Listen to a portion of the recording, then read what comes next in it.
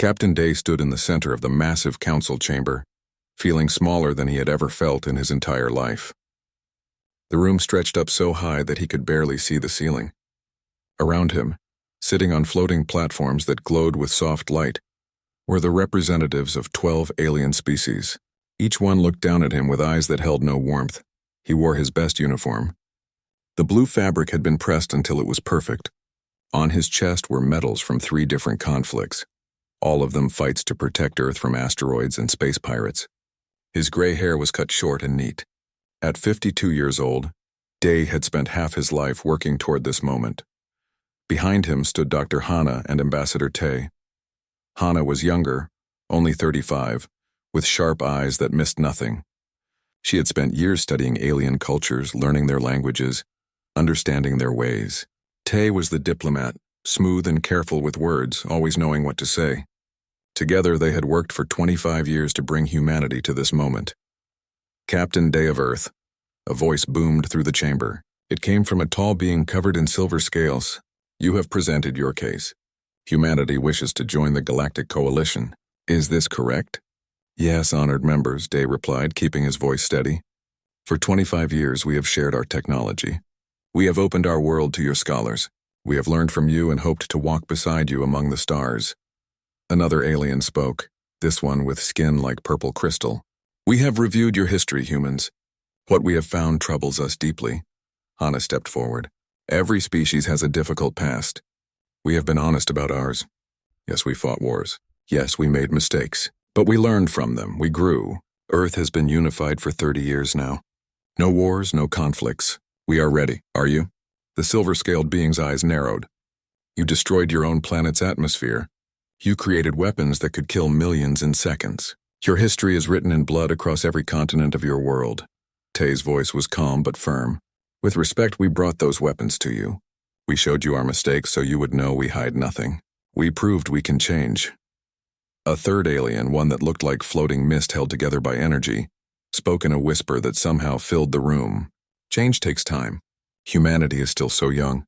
Only 200 years since your industrial age began. Most species here took thousands of years to reach where you are now. You moved too fast, learned too little about control, about wisdom. Dave felt his heart sinking. He had heard these arguments before in smaller meetings, but never like this. Never with such finality in their voices. We ask only for a chance, he said, and he hated how his voice almost broke. A chance to prove ourselves, to learn from you.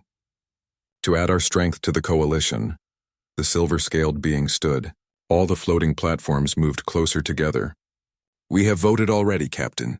The decision was made before you entered this chamber. We merely brought you here to deliver it in person, as is our tradition. Hana grabbed Day's arm. He could feel her trembling.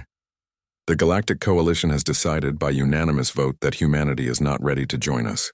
You are too dangerous, too unpredictable, too violent. Your admission is denied.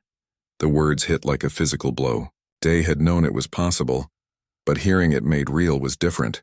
He saw tears in Hana's eyes. Tay's face had gone pale. Furthermore, the mist being continued, we have decided that humanity must be quarantined. For the safety of all civilized species, you will be contained to your solar system. Contained? Tay's voice rose. You mean imprisoned? We mean protected, another alien said. This one with too many arms and a voice like grinding stones. Protected from yourselves and others from you. An energy barrier will be placed around your star system. No ship will enter. No ship will leave. When humanity has matured in perhaps 1,000 years, we will revisit this decision. Day found his voice again, and this time anger burned through the disappointment. You would trap us? Cage us like animals? We came to you in peace. We offered friendship. And we offer you time, the silver-scaled being said. Time to grow beyond what you are. The decision is final. You have 3 days to leave Coalition space. After that, the barrier activates. The floating platforms began to drift apart. The aliens were leaving. The meeting was over. 25 years of work ended in minutes. Hana was openly crying now. Tay stared at nothing, his mouth slightly open in shock. Tay straightened his uniform and saluted, even though none of the aliens were looking at them anymore. We will remember this, he said quietly. We will remember how you judged us, how you locked us away. No one answered. 3 days later, their ship crossed back into Sol system. Behind them, they could see it happening. Space itself seemed to shimmer and bend, a wall of pure energy, invisible but somehow felt, spread out in a massive sphere. It grew and grew until it surrounded the entire solar system. 8 planets, their moons, the asteroid belt, the outer ice fields, all of it locked inside a cage of light. Day stood on the bridge of their ship, watching humanity's prison form around them. His crew was silent. What was there to say? "Captain," Hannah said softly. She had stopped crying, but her eyes were still red. "What do we tell Earth?" How do we explain that we failed? Day looked at the barrier, at the way it pulsed with energy. Somewhere out there, beyond that wall, were thousands of worlds, millions of species, all the wonders of the galaxy, and humanity was now cut off from all of it. "We tell them the truth," he said finally. "We tell them the galaxy thinks we're monsters, and then we prove them wrong." "How?" Tay asked. "We're trapped. We can't leave. We can't show them anything." Day turned from the window and looked at his crew. Young faces, old faces, all of them bearing the same expression of loss and confusion. "Then we grow," he said, "right here. If they won't let us walk among the stars, we'll bring the stars to us. We'll become something they can't ignore, something they can't dismiss. We'll show them that humanity isn't defined by our past. We're defined by what we choose to become." It was a good speech. He had meant every word. But as their ship turned toward Earth, toward home, Day couldn't shake the cold feeling in his chest. The galaxy had turned its back on them. Humanity was alone. 25 years had passed since the barrier went up. Commander Hyun stood at the observation deck of Barrier Station 1, looking out at the shimmering wall that trapped humanity inside their own solar system. He was 30 years old when it happened. Now 55, he had spent a quarter of his life studying this prison. "Still beautiful, isn't it?" A voice said behind him. Hyun turned to see engineer Mina walking toward him. She was younger, only 40 now, but her hair had already started going gray from stress and long hours in the lab. She carried a tablet that glowed with information. "Beautiful and hateful," Hyun replied, "like a painting made of chains." Mina smiled sadly. She understood. Everyone who worked on the Barrier Research Division understood. They spent their days analyzing the very thing that kept them trapped, looking for weaknesses they never found. "I have the latest reports," she said, handing him the tablet. "Production quotas are up 15%. The new quantum drive prototypes passed all safety tests, and Admiral Wu wants to see you about the fleet expansion." Hyun scanned through the information, nodding. "Good. How many ships now?" 2,347, Mina answered. "All of them with quantum drives. All of them armed with weapons the Coalition has never seen." It still amazed Hyun sometimes. When the barrier first went up, humanity had been angry. There were protests, rage, calls for revenge that would never come. But then something shifted. Admiral Wu had given a speech that changed everything. "They locked us in," the Admiral had said, "because they thought we were dangerous. So let's prove them right, not by destroying, but by building. Let's become so advanced, so powerful, so incredible that when this barrier finally comes down, they'll regret ever leaving us alone."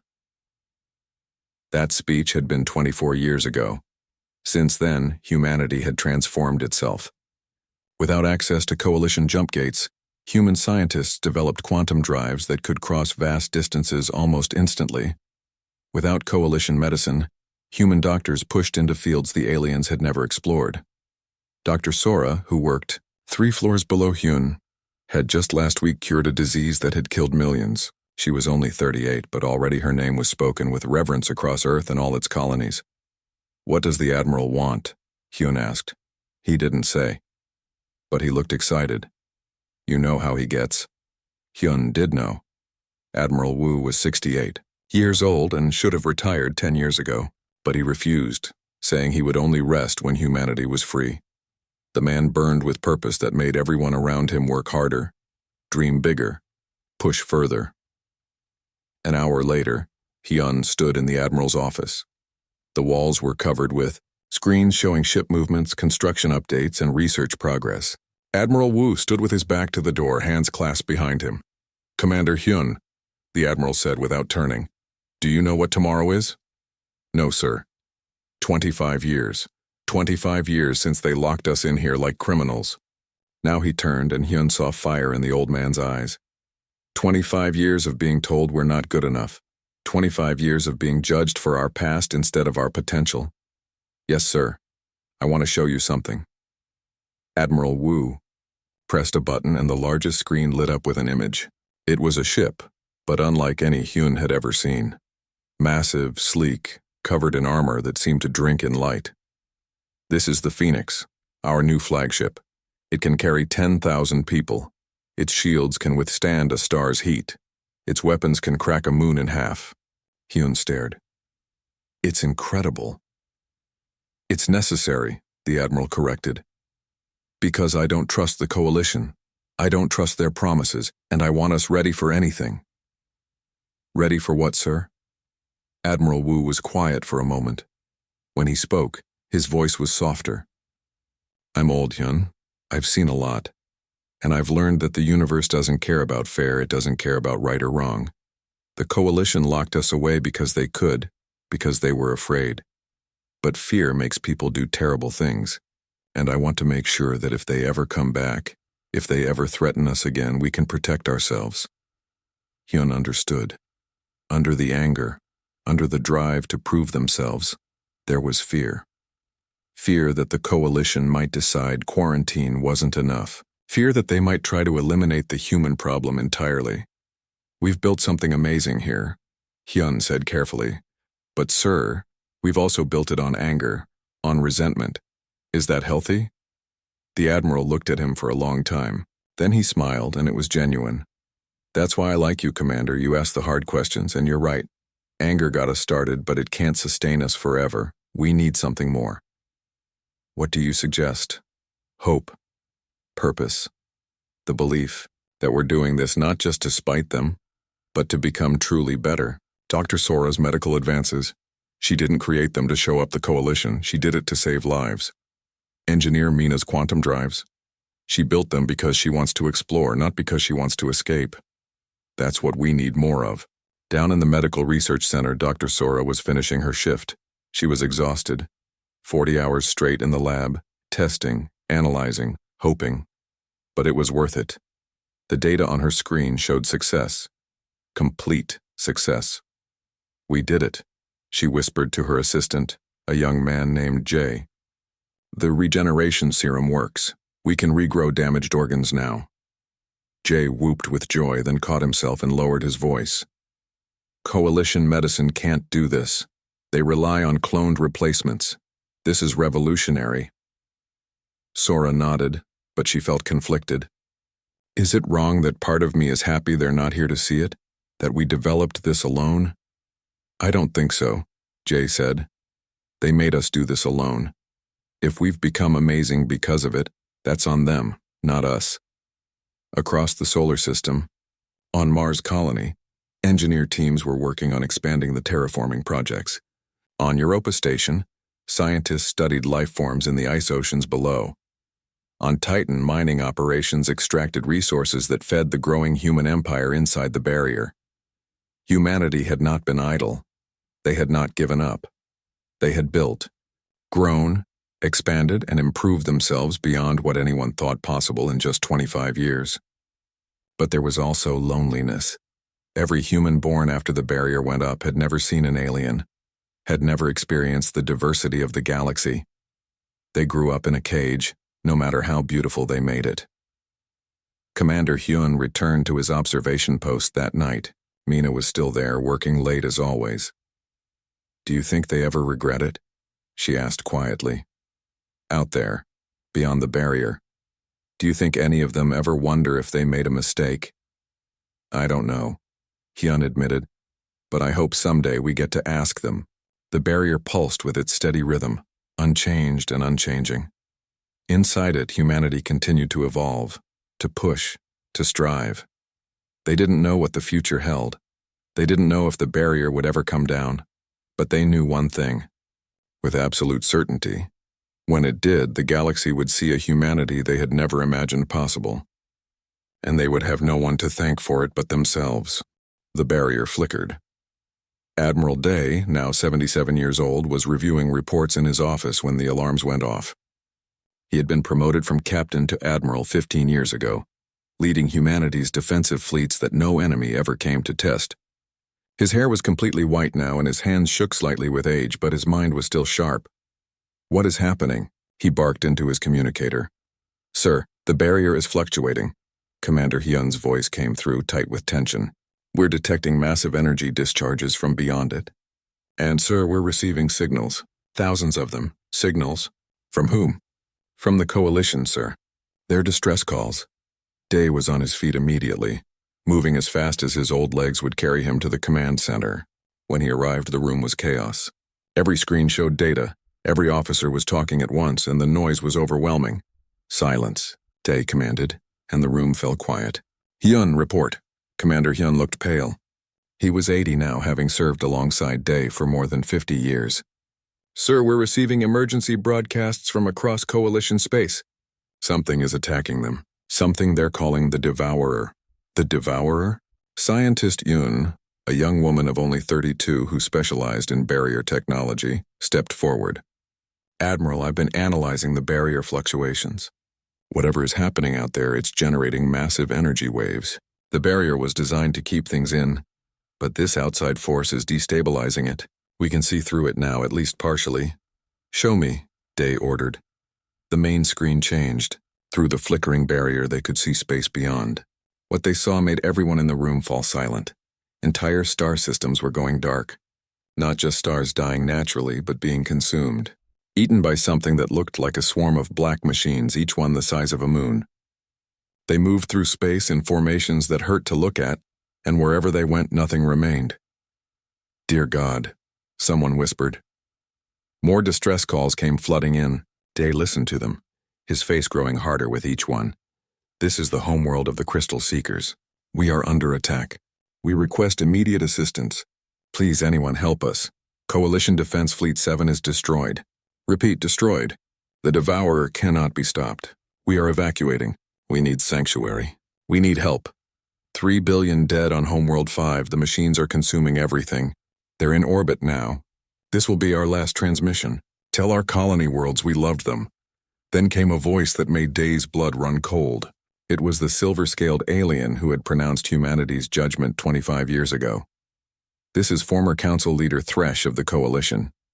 I am transmitting on all frequencies, including those directed at Sol System." The voice was broken, desperate. "We were wrong. About humanity. About many things. We thought we were safe. We thought we were powerful. But we were neither. The Devourer came from dark space, from beyond our maps. We cannot stop it. Our worlds are falling. Our people are dying, and we have nowhere to go." There was a pause, then the voice continued, smaller now. "We ask humanity for help. We know we have no right. We know what we did to you. But we beg you, if you can hear this, if you can help, please. Our children are dying. Billions of innocent lives are being consumed. We were wrong to judge you. We were wrong about everything. Please." The transmission ended. The command center was completely silent. Everyone looked at Admiral Day. Some faces showed satisfaction, seeing their former jailers brought low. Others showed pity. Most showed confusion, not knowing what to feel. "Get me Chancellor June," Day said quietly. An hour later, Earth's government was in emergency session. Chancellor June, a woman of 65 who had led humanity's unified government for 20 years, stood before the council. Around her were representatives from every nation, every colony, every human settlement in the solar system. "We all heard the transmissions," she began. "The coalition is dying. They're asking for our help. The question before us is simple. Do we give it?" The room erupted. Voices shouted over each other. Anger, pity, fear, and vengeance all mixed together. "They locked us away like animals. They're getting what they deserve. But billions of innocent people are dying. Why should we care about them when they didn't care about us?" Chancellor June let them argue for several minutes, then raised her hand for silence. "I have heard your anger. I share it. 25 years ago, they judged us by our worst moments and found us wanting. They imprisoned us. They denied us the stars. They treated us as if we were monsters." She paused, looking around the room. "And now they come to us, desperate and dying, asking those same monsters to save them. The irony is not lost on me. So we ignore them, someone said. Let them face what they deserve. Is that who we are? Chancellor June asked softly. Is that who we want to be? They judged us by our past. Shall we prove them right by choosing vengeance? Or shall we prove them wrong by choosing mercy? Admiral Day stood from his seat. His old uniform was perfectly pressed, just as it had been 25 years ago when he stood before the Coalition. Chancellor, if I may speak. Of course, Admiral. I was there. When they rejected us, when they called us too violent, too dangerous, too primitive to join them, I heard every word. I felt every insult. And I will carry that pain until the day I die. Day's voice was steady, strong despite his age. But I will not let that pain define us. If we turn away from them now, we become exactly what they accused us of being. We become the monsters. They deserve to suffer, another council member said. Perhaps, Day agreed. The leaders who judged us, who locked us away, perhaps they deserve what comes to them. But what of the children? The innocents? The billions who had nothing to do with that decision? Do they deserve to be consumed by machines? Do they deserve to die because their leaders were cowards? Dr. Hana, now 85 and the oldest person in the council, stood with difficulty. When I was young, I studied alien cultures. I learned their languages. I tried to understand them, and they still rejected us. It broke something in me that never quite healed. But I did not study their ways to earn their approval. I studied them because I wanted to understand. And understanding teaches us that good people can be part of bad systems. The Coalition was wrong, but that doesn't make every being in it evil. Chancellor June nodded slowly. Then we vote. Shall humanity respond to the Coalition's distress call? All in favor of offering assistance, raise your hands. The vote was close, so very close. But when the count was finished, the majority had chosen to help. Then it is decided, Chancellor June said. She looked exhausted, as if she had aged 10 years in the last hour. Admiral Day, prepare the fleet. We're going to war, Day saluted. Yes, Chancellor. But I want it stated clearly for the record. We do not do this for the Coalition. We do not do this for their approval or their gratitude. We do this because it is right. Because we are better than they believed.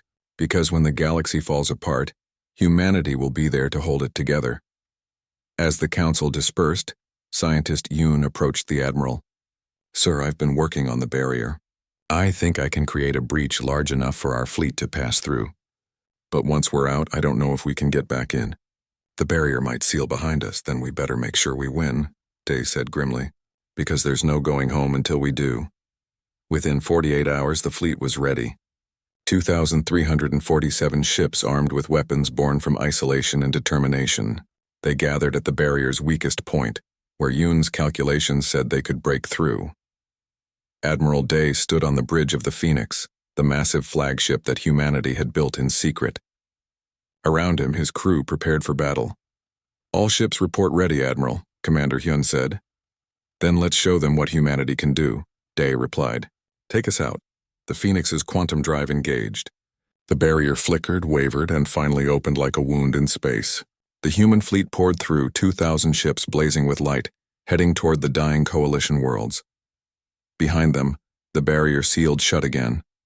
There was no going back now. The human fleet emerged from quantum space directly into hell. The first thing Admiral Day saw was fire. Entire planets burned below them, their atmospheres glowing orange and red as the Devourer machines tore them apart. Millions of escape pods and refugee ships fled in every direction, desperate and scattered. Admiral, we're receiving Coalition Defense Fleet signals, Lieutenant Hai said from her communications station. She was young, only 28, and this was her first real battle. Her voice shook. They're requesting our position and asking for identification. Tell them humanity has arrived, Day said calmly. And tell them to get their civilians clear. We're going in. The Phoenix led the charge. Behind it, 2,000 human ships spread out in formations that the Coalition had never seen before. Formations based on ancient Earth warfare, adapted for space combat, refined through 25 years of simulation and practice. The Devourer machines noticed them immediately. Hundreds of the moon-sized constructs turned their attention away from the dying planet below and moved to intercept. All ships weapons free, Day commanded. Show them what we learned in isolation. The first volley of human weapons struck the Devourer machines with the force of small stars. Unlike coalition energy weapons that the machines had already adapted to, human weapons used kinetic force combined with quantum disruption technology. The results were immediate and devastating. 3 Devourer machines simply ceased to exist, torn apart at the molecular level. Direct hits, Commander Hyun shouted, unable to hide his excitement. The quantum disruptors work. But the Devourer was learning. The machines began to move differently, spreading out, adapting their shields. More of them poured in from deeper space, drawn by the new threat. Captain Jin, take your fighter squadrons and cover the evacuation routes, Day ordered. Colonel Rena, I need your ground teams ready. We're going down to those planets. Captain Jin was 41, a tactical genius who had been flying simulations since he was 15. Understood, Admiral. Gold Squadron with me!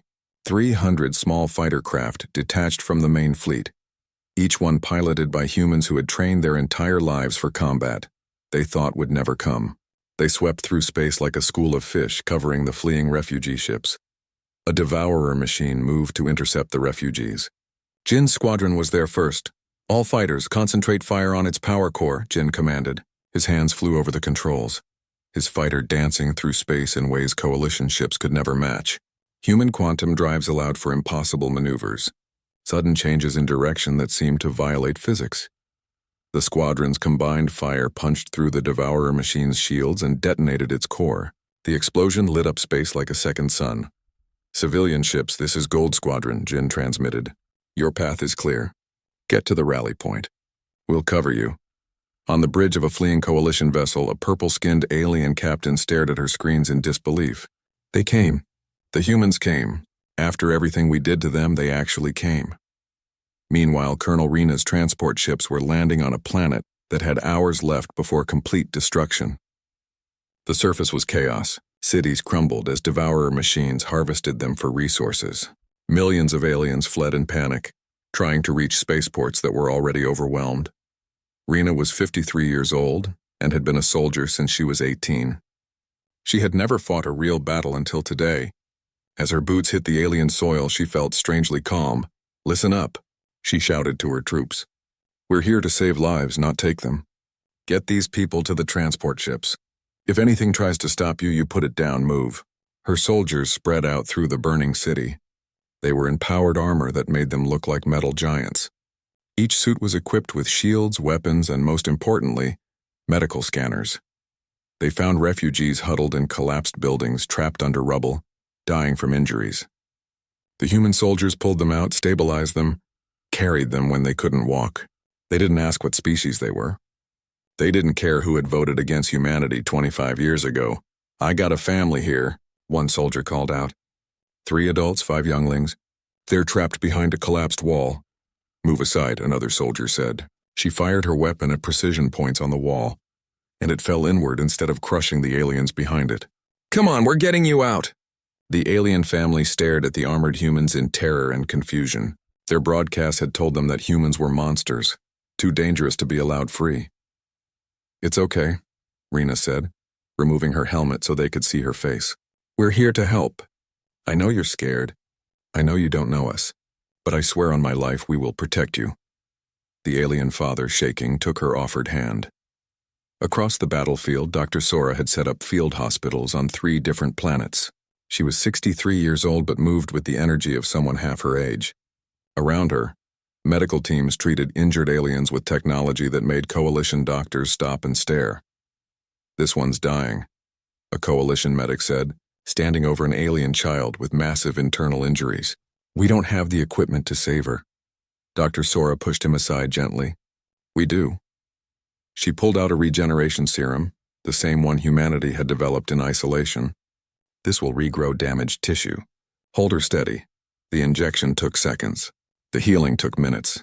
The child's vital signs stabilized, then strengthened. She would live. The coalition medic looked at Sora with tears in his strange eyes. We've never seen medicine like this. How did you develop it? We had 25 years with nothing to do but improve ourselves, Sora said, already moving to the next patient. Now help me save these people. Back in space, the battle raged on. Admiral Day coordinated a fleet of 2,000 ships against an enemy that numbered in the tens of thousands. The math was against them. The odds were impossible, but humans had learned something in their isolation. Impossible just meant not done yet. Admiral, the Coalition Corps fleet is falling back, Lieutenant High reported. They're abandoning the defensive line at the fourth planet. Not on my watch, Day growled. Phoenix, full power to forward shields. We're plugging that gap. The massive flagship moved into position, placing itself between the Devourer swarm and the fleeing Coalition forces. Weapons fire hammered against its shields, each impact lighting up space with brilliant flashes. Shields at 60%, Hyun reported. 50%, 40. Hold, Day commanded. Sir, we can't take much more. Hold! The other human ships formed up around the Phoenix, creating a wall of metal and energy. Behind them, the Coalition forces reorganized, regrouped, and prepared to fight again. Now, Day said quietly, all ships fire everything. The combined firepower of the human fleet, concentrated in one massive volley, tore through the Devourer swarm. Dozens of machines exploded. The swarm faltered, confused by this new enemy that refused to break. Coalition forces, this is Admiral Day of Earth, he transmitted. Reform your lines. We'll hold them here. But you need to fight with us, not run from them. A response came back, the voice filled with shame and gratitude. Admiral, this is what's left of Coalition Command. We will follow your lead. Thank you. Thank you for coming. For 3 days and nights that had no meaning in space, the battle continued. Humans fought alongside the species that had imprisoned them. They bled together, died together, and slowly, impossibly, began to win together. Captain Jin's fighter squadrons had lost 40% of their numbers but saved hundreds of thousands of civilian ships. Colonel Rena's ground forces had evacuated 7 cities and lost only 12 soldiers doing it.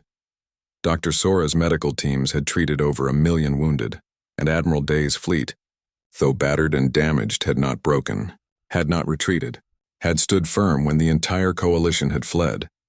In the command center of what remained of the coalition defense forces, the silver-scaled alien named Thresh watched the human fleet fight. He was the one who had condemned humanity 25 years ago. He had called them monsters. Now he watched those same monsters throw themselves between his people and certain death. I was wrong, he whispered. We were all wrong, but the battle was far from over. The Devourer had only sent a fraction of its forces.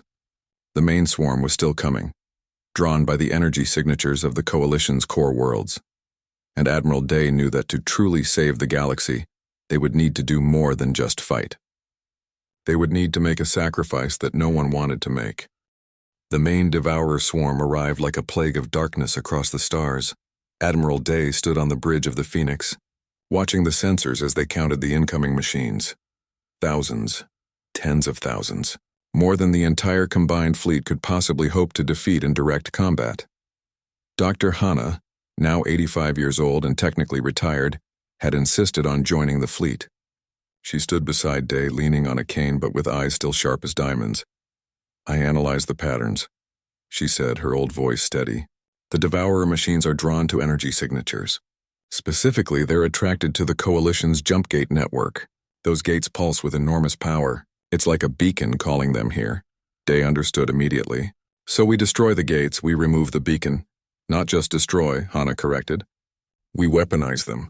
Every gate is connected to a core nexus. If we overload that nexus at the right moment, we can create a quantum rift. A tear in space-time itself, a trap, Day said softly. We lure them in and trigger the rift. It would trap them between dimensions. Yes, but someone would need to manually trigger it, and they'd need to stay there, maintaining the field until it stabilizes. It would take approximately 5 minutes. The machines would tear through any ship trying to do it in about 30 seconds. The bridge fell silent. Everyone understood what Hana was saying. This was a suicide mission. How many lives would it save? Day asked. 7 billion, maybe more. The rift would consume 80% of the Devourer swarm. The rest we could handle with conventional forces. Engineer Mina stepped forward. She was 65 now, her hair completely white. I'll do it. I designed the quantum systems. I know how to hold the rift stable. Absolutely not, Commander Hyun said immediately. He was 85, the same age as Hana. I'm old. I've lived my life. Let me do this. We need you commanding the fleet, Mina argued. I'm the only one who fully understands the quantum mechanics involved. It has to be me.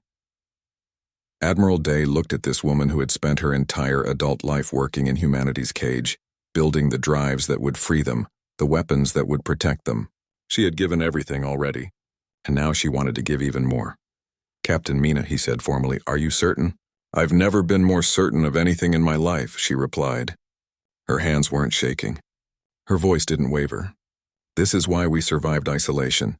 This is why we became strong, so that when the moment came we could do what needed to be done. The plan was set. The human fleet would lure the Devourer swarm to the core gate nexus. Captain Mina would take a single ship, specially modified with enough shielding to survive for the necessary 5 minutes, and manually trigger the overload. 24 hours later, the trap was ready. All fleet, this is Admiral Day, he transmitted across every channel. Today we end this, not for glory, not for recognition, but because it's right. Because we are humanity, and we do not abandon those in need. All ships engage. The human fleet swept toward the core gate nexus, firing at the Devourer swarm as they went. The machines took the bait, following this enemy that had hurt them, that had destroyed so many of their numbers. Behind them came what remained of the coalition forces. Thousands of alien ships flying alongside the humans they had once rejected. Captain Jin's fighters danced through the swarm, drawing attention, keeping the machines focused on the fleet. Colonel Rena's troop carriers defended the civilian evacuation routes. Dr. Sora's hospital ships waited at a safe distance, ready for the wounded, and Captain Mina flew alone toward the core gate nexus in a small ship called the Final Light. Mina, you still have time to abort, Admiral Day said over a private channel. We can find another way. There is no other way, Mina replied. She was smiling. Day could hear it in her voice. I'm not afraid, Admiral. I'm honored. Tell my family I love them. Tell Earth that I was proud to be human. The Devourer swarm surrounded the core gate nexus, drawn by its massive energy output. 80% of their total forces gathered there, just as Hana had predicted. Beginning overload sequence, Mina transmitted. All ships clear the area. This is going to be big. The fleet pulled back. The Devourer machines moved in, sensing the surge of power, drawn to it like moths to a flame. They surrounded the Final Light, weapons charging. Overload at 20%, Mina reported calmly. 30%. Shields holding.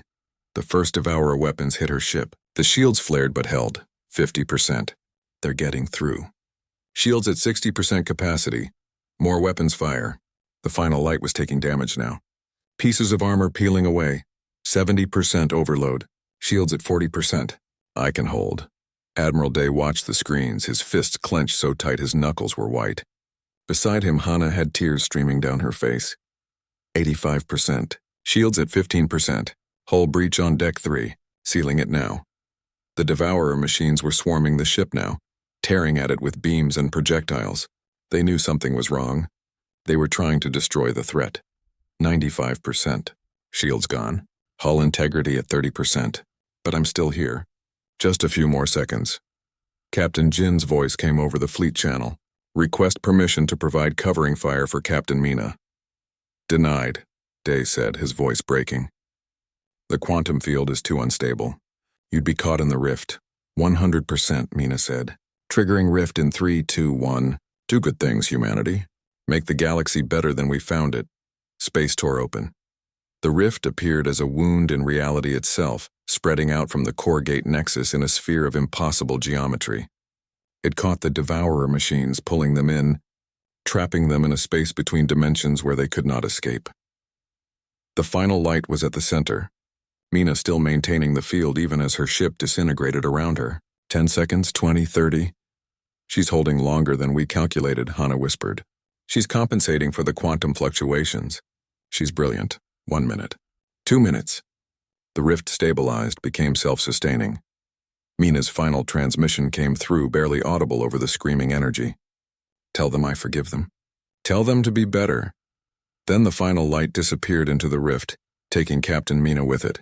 The rift sealed. 80% of the Devourer swarm was gone, trapped forever in a dimensional prison. The remaining machines, leaderless and scattered, were systematically destroyed by the combined human coalition fleet over the next 6 hours. When the battle was over, when the last machine had been eliminated, the fleet regrouped. 7 billion lives had been saved. The coalition had survived, and one human woman had given everything to make it possible. 10 years passed. Admiral Day, now 87, stood in a station that floated in space where the Core Gate Nexus had once been. The station was called Mina's Light, built jointly by humans and the coalition.